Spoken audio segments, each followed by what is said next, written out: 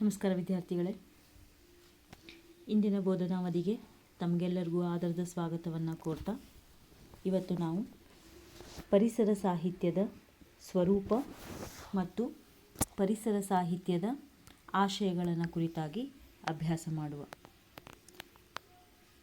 ಪರಿಸರ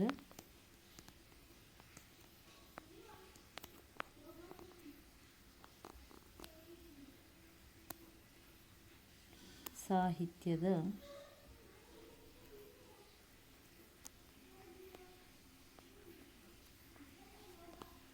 ಸ್ವರೂಪ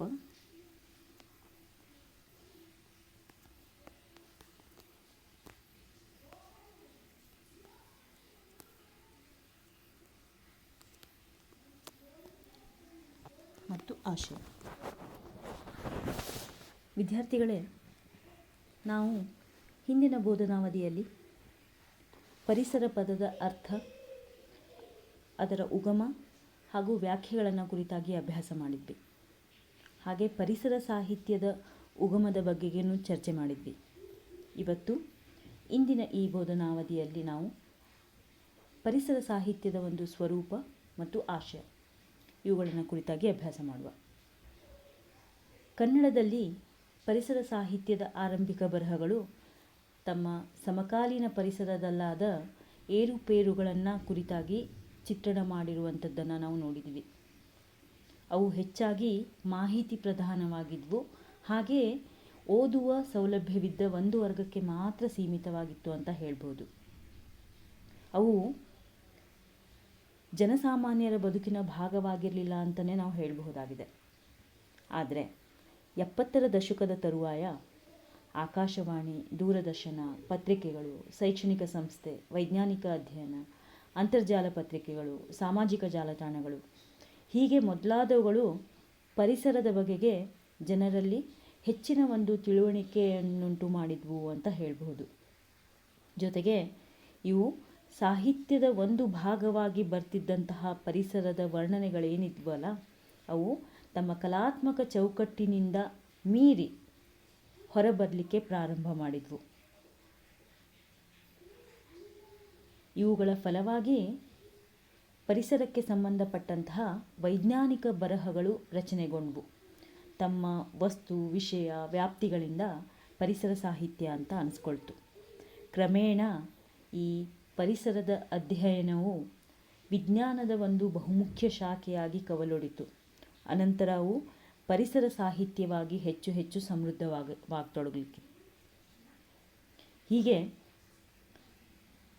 ಈ ಪರಿಸರ ಸಾಹಿತ್ಯದಲ್ಲಿ ಪರಿಸರ ಕಥನ ಸಾಹಿತ್ಯ, ಶಿಶು ಪರಿಸರ ಸಾಹಿತ್ಯ, ಆರೋಗ್ಯ ಪರಿಸರ ಸಾಹಿತ್ಯ, ಮಾಧ್ಯಮಗಳಲ್ಲಿ ಪರಿಸರ ಸಾಹಿತ್ಯ, ಅಂಕಣ ಬರಹ, ಜೊತೆಗೆ ಆಕಾಶವಾಣಿ, ಚಲನಚಿತ್ರಗಳು ಇವೆಲ್ಲವೂ ಸಹ ಪರಿಸರ ಸಾಹಿತ್ಯದಲ್ಲಿ ಒಳಗೊಳ್ಳುವಂತಹ ಒಂದು ಸಾಹಿತ್ಯ ಪ್ರಕಾರವಾಗಿ ರೂಪುಗೊಂಡವು ಅಂತ ನಾವು ಹೇಳಬಹುದು. ಅದರಲ್ಲಿ ಮೊಟ್ಟ ಮೊದಲನೇದಾಗಿ ಪರಿಸರ ಕಥನ ಸಾಹಿತ್ಯ. ನಮ್ಮ ಆಧುನಿಕ ಕನ್ನಡ ಕಥನ ಸಾಹಿತ್ಯ ಪರಂಪರೆಯಲ್ಲಿ ಪರಿಸರವನ್ನು ಕೇಂದ್ರವಾಗಿಟ್ಟುಕೊಂಡಂತಹ ಬಹಳಷ್ಟು ಕೃತಿಗಳು ಹೊರಗೆ ಬಂದಿದ್ದಾವೆ. ಇದರಲ್ಲಿ BJL ಸ್ವಾಮಿಯವರ ಹಸಿರು ಹೊನ್ನು ಕೃತಿಯಾಗಿರಬಹುದು, ಪೂರ್ಣಚಂದ್ರ ತೇಜಸ್ವಿಯವರ ಕರ್ವಾಲೋ ಕೃತಿಯಾಗಿರಬಹುದು, ರಾಜಶೇಖರ್ ಭೂಸ್ನೂರ್ ಮಠ್ ಅವರ ಶುಕ್ರಗ್ರಹದ ಸಾಹಸಿ ಜೀಜಾನ್, ಸಂಜಯ್ ಹಾವ್ನೂರವರ ಗ್ಯಾಲಕ್ಸಿಗೆ ಒಂದು ಟಿಕೆಟ್ ಕೊಡಿ, KN ಗಣೇಶಯ್ಯನವರ ಮಮಕಾರದ ಚರಮರಾಗ, ಮಲ್ಬಾರ್ 7, ನಾಗೇಶ್ ಹೆಗಡೆಯವರ ಇರುವುದೊಂದೇ ಭೂಮಿ, ಈ ಎಲ್ಲ ಕೃತಿಗಳನ್ನು ನಾವು ಪ್ರಾತಿನಿಧಿಕವಾಗಿ ಇಲ್ಲಿ ಹೆಸರಿಸಬಹುದು. ವಿದ್ಯಾರ್ಥಿಗಳೇ, ಪೂರ್ಣಚಂದ್ರ ತೇಜಸ್ವಿಯವರ ಕರ್ವಾಲೋ ಕಾದಂಬರಿ ಪರಿಸರಕ್ಕೆ ಸಂಬಂಧಪಟ್ಟಂತಹ ಕಾದಂಬರಿಯಾಗಿರೋದ್ರಿಂದ ಅದು ನಿಮಗೆ ಈಗ ಈ ಸಿಲೆಬಸ್ಗಿದೆ ಅಂತಲೇ ಹೇಳಬಹುದು. ಹೀಗೆ ಈ ಪರಿಸರ ಕಥನ ಸಾಹಿತ್ಯ ಸಾಮಾನ್ಯ ಓದುಗರಲ್ಲಿ ಪರಿಸರ ಕುರಿತಾದಂತಹ ಆಸಕ್ತಿಯನ್ನು ಹೆಚ್ಚಿಗೆ ಮಾಡುವಲ್ಲಿ ಪ್ರಮುಖವಾದ ಪಾತ್ರವನ್ನು ವಹಿಸ್ತು ಅಂತ ಹೇಳಬಹುದು. ಇನ್ನು ಶಿಶು ಪರಿಸರ ಸಾಹಿತ್ಯದ ಬಗ್ಗೆ ಹೇಳಬೇಕಂದ್ರೆ, ಆರಂಭಿಕ ಕಾಲಘಟ್ಟದಲ್ಲಿ ಪರಿಸರ ಸಾಹಿತ್ಯ ಮಕ್ಕಳನ್ನು ಪ್ರಭಾವಿಸಿದ್ದು, ಅವರ ಆಸಕ್ತಿಯನ್ನು ಅರಳಿಸಿದ್ದು ಕಿರು ಹೊತ್ತಿಗೆಗಳ ಮೂಲಕವಾಗಿಯೇ ಅಂತ ಹೇಳಬಹುದು. ಈ ಹೊತ್ತಿಗೆಗಳಲ್ಲಿ, ಈ ಪುಸ್ತಕಗಳಲ್ಲಿ ಚಿತ್ರಸಹಿತ ಹಾಸ್ಯ ಹಾಗೂ ರಂಜನೀಯ ನಿರೂಪಣೆಯ ಮೂಲಕ ಮಕ್ಕಳಿಗೆ ಸುತ್ತಮುತ್ತಲಿನ ಪರಿಸರವನ್ನು ಪರಿಚಯ ಮಾಡಲಿಕ್ಕೆ ಪ್ರೇರಣೆ ನೀಡಿದ್ವು. ಕಲಿಕಾ ಮಾಧ್ಯಮಗಳು ಬೇರೆ ಬೇರೆ ಇದ್ದರೂ ಮಕ್ಕಳಿಗೆ ಇದೇ ಮಾದರಿಯಲ್ಲಿ ಪರಿಸರವನ್ನು ಪರಿಚಯ ಮಾಡಲಾಗ್ತಾ ಇದೆ. ಈ ದೆಸೆಯಲ್ಲಿ ಕಡಲ ತೀರ ಭಾರ್ಗವ ಅಂತ ಹೆಸರಾದ ಶಿವರಾಮ್ ಕಾರಂತರು ಹೆಚ್ಚು ಕೆಲಸ ಮಾಡಿದ್ದಾರೆ ಅಂತಲೇ ಹೇಳಬಹುದು. ಇದರ ಜೊತೆಗೆ ವೈದ್ಯಕೀಯ ಮತ್ತು ಸಮಕಾಲೀನ ಘಟನೆಗಳಿಗೆ ಸಂಬಂಧಿಸಿದಂತೆ TR ಅನಂತರಾಮು ಅವರು ಸಂಪಾದಿಸಿರುವ ವಿಸ್ಮಯ ವಿಜ್ಞಾನ ಮಾಲಿಕೆಯಲ್ಲಿ ಹಲವಾರು ಕಿರುಹೊತ್ತಿಗೆಗಳಿದ್ದಾವೆ.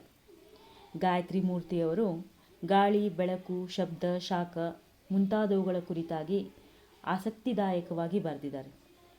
ಜಂಬುನಾಥ್ ಕಂಚಾಣಿ ಅವರ ಅಂತರಿಕ್ಷದಲ್ಲಿ ಪುಟಾಣಿ, BG ಕುಸುಮಾರ ಹಸಿವಿನ ಹಾಲು ಹಳದಿ ಯಾಕೆ, ಕರ್ನಾಟಕ ಸರ್ಕಾರ ಈ ಪ್ರಸ್ತುತದಲ್ಲಿ ಪ್ರಾಥಮಿಕ ಶಾಲಾ ಮಕ್ಕಳಿಗೆ ಕನ್ನಡ ಮಾಧ್ಯಮಗಳಲ್ಲಿ ಬೋಧಿಸುತ್ತಿರುವಂತಹ ಪರಿಸರ ಅಧ್ಯಯನ ಎಂಬ ಪಠ್ಯ, ಈ ಮೊದಲಾದ ಕೃತಿಗಳು ಮಕ್ಕಳಲ್ಲಿ ಪರಿಸರ ಪ್ರಜ್ಞೆಯನ್ನು ಬಾಲ್ಯದಲ್ಲಿಯೇ ಮೂಡಿಸಲಿಕ್ಕೆ ಹೆಚ್ಚಿನ ಒಂದು ಸಹಾಯ ಮಾಡ್ತಿವೆ ಅಂತಲೇ ಹೇಳಬಹುದಾಗಿದೆ.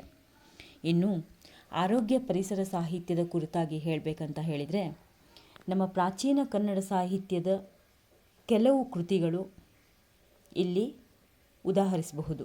ಅವುಗಳಲ್ಲಿ ಕ್ರಿಸ್ತಶಕ 1025ರಲ್ಲಿ ಚಾವುಂಡರಾಯ ಬರೆದಂತಹ ಲೋಕೋಪಕಾರ ಕೃತಿ, ಸಸ್ಯ ಸಂಕುಲ, ಹಾಗೆ ಹಲವು ಗಿಡಮರಗಳ ಆರೈಕೆ ಮತ್ತು ಕಸಿ ಮಾಡುವ ಪದ್ಧತಿಯನ್ನು ಸಾಂದರ್ಭಿಕವಾಗಿ ವಿವರಿಸುವಂತಹ ಒಂದು ಕೆಲಸ ಮಾಡ್ತದೆ. ಕ್ರಿಸ್ತಶಕ 1360ರಲ್ಲಿ ಮಂಗರಾಜನಿಂದ ರಚಿತವಾದಂತಹ ಖಗೇಂದ್ರ ಮಣಿದರ್ಪಣ ಮನುಷ್ಯರನ್ನು ಬಾಧಿಸುವ ವಿವಿಧ ಕಾಯಿಲೆಗಳು ಹಾಗೂ ಅವುಗಳನ್ನು ಗುಣಪಡಿಸುವಂತಹ ಕ್ರಮಗಳನ್ನು ತಿಳಿಸ್ತದೆ. ಪಶುಪಾಲನಾ ಸಮಾಜದಲ್ಲಿ ಪ್ರಾಣಿ ಸಂಕುಲದ ರಕ್ಷಣೆ ಅತಿ ಮುಖ್ಯವಾದದ್ದು. ಹಾಗಾಗಿ ಶ್ರೀ ಪುರುಷನ ಗಜಶಾಸ್ತ್ರವಾಗಿರಬಹುದು, ಕೀರ್ತಿವರ್ಮನ ಗೋವೈದ್ಯ ಕೃತಿಯಾಗಿರ್ಬೋದು, 3ನೇ ಸೋಮೇಶ್ವರನ ಮಾನಸೋಲ್ಲಾಸ ಕೃತಿಯಲ್ಲಿ ಆನೆ, ಗೋವು, ಟಗರು, ಕೋಣ, ಜಿಂಕೆ ಇತ್ಯಾದಿಗಳ ಗುಣಸ್ವಭಾವ, ರೋಗರುಜಿನ ಮತ್ತು ವೈದ್ಯೋಪಚಾರವನ್ನು ಮಾಡುವಂತಹ ರೀತಿ ಇವೆಲ್ಲವುಗಳು ಆ ಕೃತಿಗಳಲ್ಲಿ ದಾಖಲಾಗಿವೆ ಅಂತ ಹೇಳಬಹುದು. ಹಾಗೆ ಈ ನೆಲದ ಪಾರಂಪರಿಕ ವೈದ್ಯ ಪದ್ಧತಿಯ ಪ್ರಾತಿನಿಧಿಕ ಕೃತಿಗಳಾಗಿ ಇವು ಕಂಡುಬರ್ತವೆ ಅಂತಲೂ ನಾವು ಹೇಳಬಹುದಾಗಿದೆ. ಇನ್ನು ಆಧುನಿಕ ಸಮಾಜದ ಬಗ್ಗೆ ಹೇಳಬೇಕಂತ ಹೇಳಿದರೆ, ಇತ್ತೀಚಿನ ಸಮಾಜದಲ್ಲಿ ವೈದ್ಯಕೀಯ ಪದ್ಧತಿ ಹೆಚ್ಚಾಗಿ ವೈಜ್ಞಾನಿಕವಾಗಿ ಬೆಳೀತಾ ಬಂತು. ಈ ವೈದ್ಯ ಪದ್ಧತಿಯಲ್ಲಿಯೇ ವಿವಿಧ ವಿಭಾಗಗಳು ಬೆಳೆದವು. ಪ್ರತಿಯೊಂದಕ್ಕೂ ಪರಿಣಿತ ವೈದ್ಯರು ಸೃಷ್ಟಿಯಾದರು. ಅಂಥವರು ತಮ್ಮ ಅನುಭವ ಮತ್ತು ವಿದ್ವತ್ತಿನಿಂದ ಆರೋಗ್ಯ ಪರಿಸರಕ್ಕೆ ಸಂಬಂಧಪಟ್ಟ ಹಾಗೆ ಪತ್ರಿಕೆಗಳಲ್ಲಿ ನಿರಂತರವಾಗಿ ಲೇಖನಗಳನ್ನು ಬರಿತಾ ಜನಜಾಗೃತಿಯನ್ನು ಮಾಡ್ತಾ ಇದ್ದಾರೆ ಅಂತ ಹೇಳಬಹುದು. ಇವೆಲ್ಲವೂ ಆರೋಗ್ಯ ಪರಿಸರ ಸಾಹಿತ್ಯ ಅಂತೆ ಪರಿಗಣಿಸಲ್ಪಡ್ತವೆ. ಈ ನಿಟ್ಟಿನಲ್ಲಿ ಶಿವರಾಮ್, ಅನುಪಮಾ ನಿರಂಜನ್ ಇವರು ಪ್ರಸ್ತುತ ಉತ್ತರ ಕನ್ನಡ ಜಿಲ್ಲೆಯ ಹೊನ್ನಾವರ ತಾಲೂಕಿನಲ್ಲಿ ಕೌಲಕ್ಕಿ ಗ್ರಾಮದಲ್ಲಿ ವೈದ್ಯೆಯಾಗಿ ಸೇವೆ ಸಲ್ಲಿಸ್ತಾ ಇದ್ದಾರೆ. Narayanappa, CR Chandrashekhar, C Ashwath, ಸರ್ಜ ನಾಗ್ಲೋಟಿಮಠ್, Dodderi Venkatagiri, M Gopalakrishna, Shanta Prabhushankar, K Krishnamurthy, Vasundhara ಭೂಪತಿ, BM ಹೆಗ್ಡೆ, ಆಶಾ ಬೆನಕಪ್ಪ, ನಾ ಸೋಮೇಶ್ವರ್, KC ರಘು, ಶ್ರೀನಿವಾಸ್ ಹೀಗೆ ಬಹಳಷ್ಟು ಜನರು ಆರೋಗ್ಯ ಪರಿಸರ ಸಾಹಿತ್ಯಕ್ಕೆ ಕೊಡುಗೆಯನ್ನು ನೀಡಿದ್ದಾರೆ ಅಂತಲೇ ನಾವು ಇಲ್ಲಿ ಹೇಳಬಹುದಾಗಿದೆ.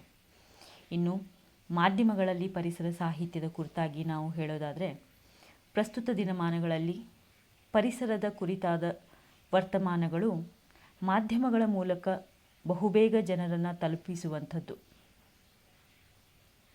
ಅವುಗಳಲ್ಲಿ ಸಾಮಾಜಿಕ ಜಾಲತಾಣಗಳಲ್ಲಿಯೂ ನಮಗೆ ಏನೇ ಸುದ್ದಿ ಬಂದರೂ ಅವು ಪ್ರಪಂಚದಾದ್ಯಂತ ಕ್ಷಣ ಮಾತ್ರದಲ್ಲಿ ಸಿಗ್ತದೆ. ಚಲನಚಿತ್ರದಂತಹ ಮಾಧ್ಯಮವೂ ಸಹ ಪರಿಸರ ಎದುರಿಸುತ್ತಿರುವಂತಹ ಒಂದು ಅಪಾಯ, ಹಾಗೆ ನಮ್ಮ ಕರ್ತವ್ಯಗಳನ್ನು ವಿಭಿನ್ನವಾಗಿ ಮನದಟ್ಟು ಮಾಡುವಂತಹ ಕೆಲಸವನ್ನು ಮಾಡ್ತಿವೆ. ಇನ್ನು ಅಂಕಣ ಬರಹಗಳು. ಪ್ರಸ್ತುತ ಕನ್ನಡ ಪತ್ರಿಕೋದ್ಯಮ ಕಳೆದ 1-2 ದಶಕದಿಂದ ಬಹಳಷ್ಟು ಸವಾಲುಗಳನ್ನು ಎದುರಿಸ್ತಿವೆ. ಇವುಗಳ ಮಧ್ಯದಲ್ಲಿಯೂ ನಮ್ಮ ಕನ್ನಡ ಪತ್ರಿಕೆಗಳು ಪರಿಸರ ಮತ್ತು ವಿಜ್ಞಾನ ಸಾಹಿತ್ಯಕ್ಕೆ ಸ್ಪಂದಿಸ್ತಿರೋದು ಸಮಾಧಾನಕರವಾದಂತಹ ಸಂಗತಿಯಾಗಿದೆ. ಅದರಲ್ಲಿ ನಾಗೇಶ್ ಹೆಗಡೆ ಅವರು ಬರೆದಿರುವಂತಹ ವಿಜ್ಞಾನ ವಿಶೇಷ ಈ ಅಂಕಣವನ್ನು ಅವರು ನಿರಂತರವಾಗಿ ಕಳೆದ 25 ವರ್ಷಗಳಿಂದ ಪ್ರಜಾವಾಣಿಯಲ್ಲಿ ಬರಿತಾ ಇದ್ದಾರೆ. ಇದೊಂದು ಪಾಕ್ಷಿಕ ಅಂಕಣವಾಗಿದೆ ಅಂತಲೇ ಹೇಳಬಹುದು. ಈ ಒಂದು ಅಂಕಣದಲ್ಲಿ ಅಪ್ಪಿಕೋ ಚಳುವಳಿಯ ಹೋರಾಟ ಹಾಗೂ ಕೈಗಾ ಪರಮಾಣು ಸ್ಥಾವರ ಇದರ ವಿರುದ್ಧ ಮಾಡಿರುವಂತಹ ಬರಹಗಳು ಓದುಗರನ್ನು ಪರಿಸರ ಪ್ರಜ್ಞಾವಂತರನ್ನಾಗಿ ಮಾಡುವಲ್ಲಿ ಸಫಲವಾಗಿದೆ. ಅದರ ಜೊತೆಗೆ TR ಅನಂತರಾಮು ಅವರ ವಿಸ್ಮಯ ಜಗತ್ತು ಪ್ರಜಾವಾಣಿಯಲ್ಲಿ ಪ್ರಕಟವಾಗ್ತಿದೆ. ಹಾಗೆ ವಿಜಯ ಕರ್ನಾಟಕದಲ್ಲಿ ಕೃಷಿ ವಿಜ್ಞಾನದ ಕುರಿತು TS ಚೆನ್ನೇಶ್ ಅವರ ಜ್ಞಾನ ವಿಜ್ಞಾನ ಅನ್ನುವಂತಹ ಅಂಕಣ ಬಿತ್ತರಗೊಳ್ತಾ ಇದೆ. ಪ್ರಜಾವಾಣಿಯಲ್ಲಿ N ವಾಸುದೇವ್ ಅವರ ವಿಜ್ಞಾನ ವಿನೋದ ಅನ್ನುವಂತಹ ಅಂಕಣ ಬರಿತಾ ಇದ್ದರು. ಕೊಳ್ಳೇಗಾಲ ಶರ್ಮರು ರೇವತಿ ಅನ್ನೋ ಹೆಸರಿನಲ್ಲಿ ಕರ್ಮವೀರ ಪತ್ರಿಕೆಯಲ್ಲಿ ವಿಜ್ಞಾನ ಜಗತ್ತು ಈ ಅಂಕಣಕ್ಕೆ ಲೇಖನಗಳನ್ನು ಬರಿತಾ ಇದ್ದರು. ನಂತರ ಅವರೇ ಕನ್ನಡಪ್ರಭದಲ್ಲಿ ವಿಜ್ಞಾನ ವಿಹಾರವನ್ನು ಬರೆದರು. ಪಾಲ್ಹಳ್ಳಿ ವಿಶ್ವನಾಥ್ ಅವರು ಸೌರಮಂಡಲದ ಕೌತುಕಗಳ ಬಗ್ಗೆ ಸಂಯುಕ್ತ ಕರ್ನಾಟಕ ಪತ್ರಿಕೆಗೆ ಮತ್ತು ಖಗೋಳ ವಿಜ್ಞಾನ ಇತಿಹಾಸದ ಕುರಿತು ಕನ್ನಡಪ್ರಭ ಪತ್ರಿಕೆಗೆ ಭಾನುವಾರದ ಒಂದು ಪುರವಣಿಗೆಗೆ ಅಂಕಣವನ್ನು ಬರೆದರು. ರಾಧಾಕೃಷ್ಣ ಬಡ್ಡಿಯವರು ವಿಜಯ ಕರ್ನಾಟಕಕ್ಕೆ ನೀರು ನೆರಳು ಈ ಅಂಕಣದಲ್ಲಿ ಪರಿಸರ, ಜೈವಿಕ ಸಂರಕ್ಷಣೆ ಹಾಗೆ ನೀರು ಬಳಕೆಯ ವಿಷಯಗಳನ್ನು ಕುರಿತಾಗಿ ಅಂಕಣವನ್ನು ಬರಿತಾ ಬಂದರು ಅಂತ ಹೇಳಬಹುದು. ಹೀಗೆ ಕೃಷಿ ಪುರವಣಿಗೆಗಳಲ್ಲಿ ಮಾದರಿ ರೈತರ ಸಂದರ್ಶನ, ರೋಗಗಳ ಹತೋಟಿ, ಸಾವಯವ ಹಾಗೂ ಸಹಜ ಕೃಷಿಯ ಬಗ್ಗೆ ನಿರಂತರ ಸುದ್ದಿಗಳಿರ್ತವೆ ಅನ್ನುವಂಥದ್ದು ನಾವು ನೋಡಬಹುದಾಗಿದೆ.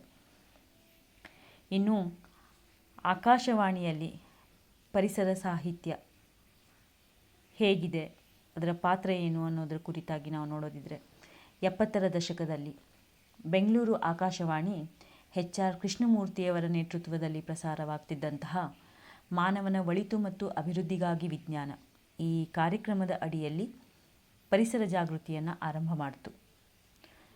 ತದನಂತರದ ದಿನಗಳಲ್ಲಿ ರಾಜ್ಯದ ವಿವಿಧ ಆಕಾಶವಾಣಿ ಕೇಂದ್ರಗಳಲ್ಲಿ ಪರಿಸರದ ಕುರಿತಾದ ಭಾಷಣ, ಚರ್ಚೆ, ರಸಪ್ರಶ್ನೆ, ಕಥೆ, ನಾಟಕ, ಸಂದರ್ಶನ, ರೂಪಕ ಮೊದಲಾದವುಗಳನ್ನು ಏರ್ಪಾಡು ಮಾಡಲಾಯಿತು. ಪ್ರಸ್ತುತದಲ್ಲಿಯೂ ಈ ತರಹದ ಕಾರ್ಯಕ್ರಮಗಳು ನಾಡಿನ ವಿವಿಧ ಆಕಾಶವಾಣಿ ಕೇಂದ್ರಗಳಿಂದ ಪ್ರಸಾರವಾಗ್ತಾ ಇದ್ದಾವೆ. ಭೂಪ್ರಳಯದ ಭೀತಿ, ಹಸಿರು ಮನೆ ಪರಿಣಾಮ, ಭೂಮಿಯ ತಾಪಮಾನ, ಪ್ಲಾಸ್ಟಿಕ್ ನಿಷೇಧ, ಏಡ್ಸ್, ಕೋವಿಡ್-19 ಹೀಗೆ ಮುಂತಾದ ಸಂಗತಿಗಳು ಜನರಲ್ಲಿ ಭೀತಿಯನ್ನುಂಟು ಮಾಡ್ತಾ ಇದ್ದಾವೆ. ಇವುಗಳ ವೈಜ್ಞಾನಿಕ ಸತ್ಯವನ್ನು ತಿಳಿಸಿ ಜನರ ಭೀತಿಯನ್ನು ನಿವಾರಿಸುವ ನಿಟ್ಟಿನಲ್ಲಿ ನೇರ ಫೋನ್ ಇನ್ ಕಾರ್ಯಕ್ರಮ ಸಹಾಯ ಮಾಡ್ತಿವೆ ಅಂತ ನಾವು ಹೇಳ್ಬೋದಾಗಿದೆ. ಆಕಾಶವಾಣಿ ಕೇವಲ ಔಪಚಾರಿಕ ಸಂಘ ಸಂಸ್ಥೆಗಳ ಸಾಧನೆಗಳಿಗೆ ಮಾತ್ರ ಸೀಮಿತಗೊಳ್ಳದೆ ಸಾಮಾನ್ಯರ ಸಾಧನೆಗಳನ್ನು ನಾಡಿಗೆ ಪರಿಚಯಿಸಿದೆ. ರೈತರ ಹೊಸ ಬೇಸಾಯ ಪದ್ಧತಿ ಇರ್ಬೋದು, ಮಹಿಳೆಯರ ತೋಟಗಾರಿಕೆ, ಬೆಳೆಗಳ ಇಳುವರಿ, ಮಣ್ಣಿನ ಸಂರಕ್ಷಣೆಯ ವಿಧಾನಗಳು ಹೀಗೆ ಹಲವಾರು ವಿಷಯಗಳು ಕೇಳುಗರನ್ನು ತಲುಪ್ತಾ ಇದ್ದಾವೆ ಅಂತ ಹೇಳಬಹುದಾಗಿದೆ. ಇನ್ನು ಚಲನಚಿತ್ರ ಬಗ್ಗೆ ಹೇಳೋದಾದರೆ ಕರ್ನಾಟಕದಲ್ಲಿ ಪರಿಸರ ಮತ್ತು ವಿಜ್ಞಾನವನ್ನು ಆಧರಿಸಿದ ಬಹಳಷ್ಟು ಸಾಕ್ಷ್ಯಚಿತ್ರಗಳು, ಕಿರುಚಿತ್ರ ಹಾಗೆ ಚಲನಚಿತ್ರಗಳಿದ್ದಾವೆ. ಸಾಮಾನ್ಯರನ್ನು ಕೇಂದ್ರವಾಗಿಟ್ಟುಕೊಂಡು ಸಮಾಜಮುಖಿಯಾಗಿ ಇವುಗಳನ್ನು ಕಟ್ಟಿಕೊಡುವಂತಹ ಕೆಲಸಗಳಾಗಿದ್ದಾವೆ ಅಂತ ಹೇಳಬಹುದು.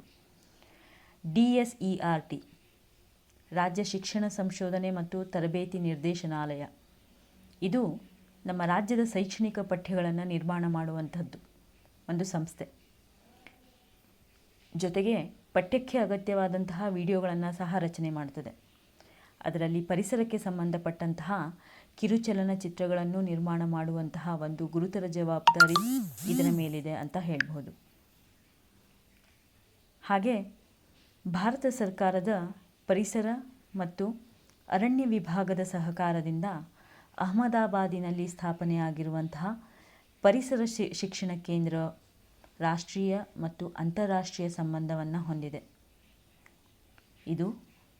ಈ ಸಂಸ್ಥೆ ಕಾಲಕ್ಕನುಗುಣವಾಗಿ ಪರಿಸರದಲ್ಲಾಗ್ತಕ್ಕಂತಹ ಬದಲಾವಣೆಗಳನ್ನು ಚಲನಚಿತ್ರಗಳಲ್ಲಿ ನಿರೂಪಿಸುವಂತಹ ಒಂದು ಜವಾಬ್ದಾರಿಯನ್ನು ನಿರ್ವಹಿಸ್ತಾ ಇದೆ. ಇದರ ಪ್ರಥಮ ಪ್ರಾದೇಶಿಕ ಕೇಂದ್ರ ಬೆಂಗಳೂರಿನಲ್ಲಿತ್ತು. ಈ ಸಂಸ್ಥೆ ಈ ಪರಿಸರ, ಬೆಂಕಿಯ ಅನಾಹುತ, ಕೀಟಾಹಾರಿ ಸಸ್ಯ ಹೀಗೆ ಪ್ರಮುಖ ಚಲನಚಿತ್ರಗಳನ್ನು ಹೊರತಂದಿದೆ ಅಂತ ಹೇಳ್ಬೋದು. ಹಾಗೆ ಪರಿಸರ ಕಥಾಚಿತ್ರ, ಸಾಕ್ಷ್ಯಚಿತ್ರ, ಕಿರುಚಿತ್ರ, ತರಬೇತಿ ಚಿತ್ರಗಳನ್ನು ಸಹ ಹೊರಗೆ ತಂದಿದೆ.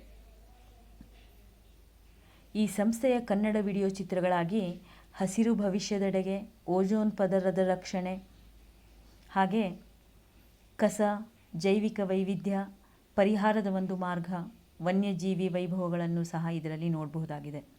ಅಲ್ಲದೆ ಪರಿಸರ ಶಿಕ್ಷಣ ಕೇಂದ್ರ ಪರಿಸರ ಚಿತ್ರೋತ್ಸವಗಳನ್ನು ಸಹ ಏರ್ಪಡಿಸ್ತದೆ.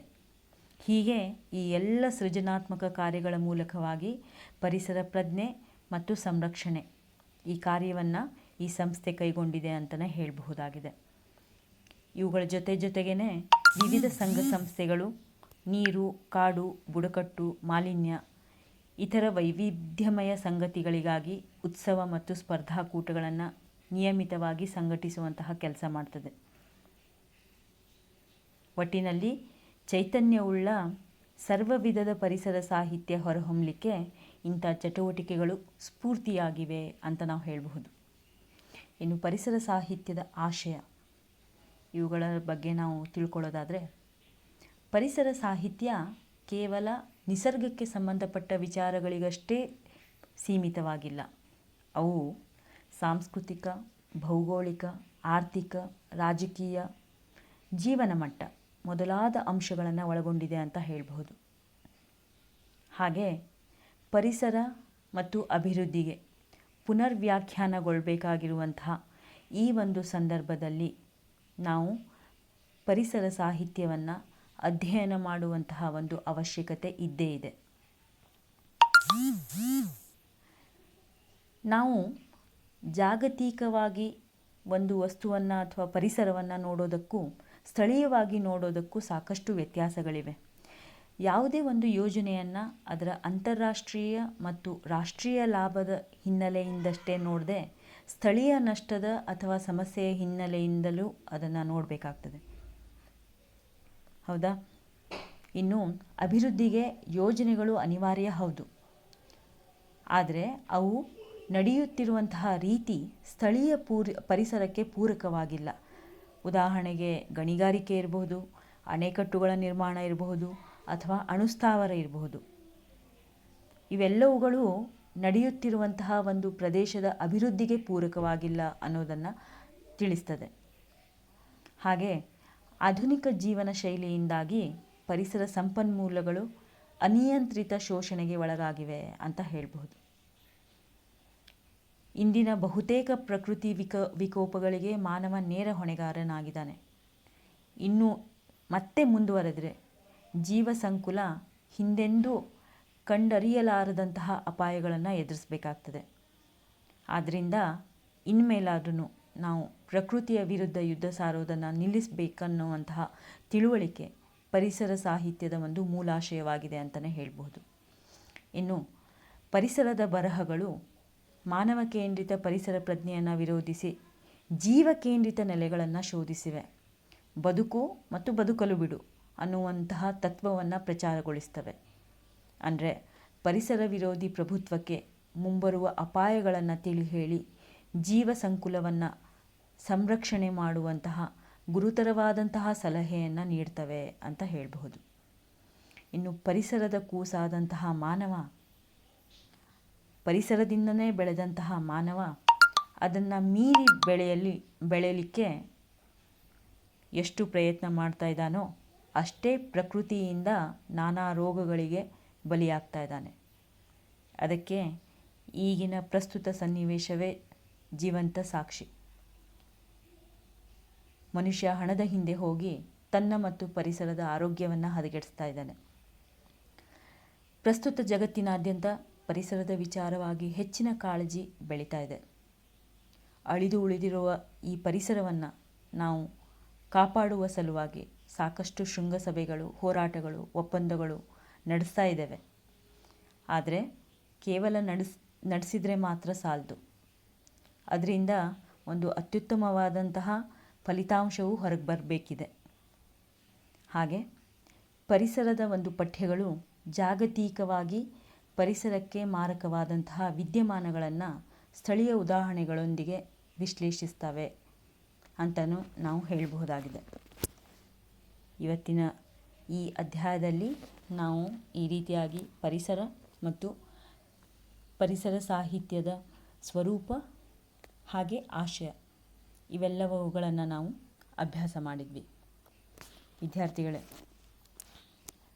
ನಾವು ಕೇವಲ ಪರಿಸರ ಮತ್ತು ಪರಿಸರ ಸಾಹಿತ್ಯವನ್ನು ನಮ್ಮ ಓದಿಗಷ್ಟೇ ಸೀಮಿತವಾಗಿಡದೆ ನಮಗಾಗಿ, ನಮ್ಮ ಮುಂದಿನ ತಲೆಮಾರಿಗಾಗಿ ನಮ್ಮ ಪರಿಸರವನ್ನು ಕಾಪಿಟ್ಟುಕೊಳ್ಳುವಂತಹ ಒಂದು ಗುರುತರವಾದಂತಹ ಜವಾಬ್ದಾರಿ ನಮ್ಮ ಮೇಲಿದೆ.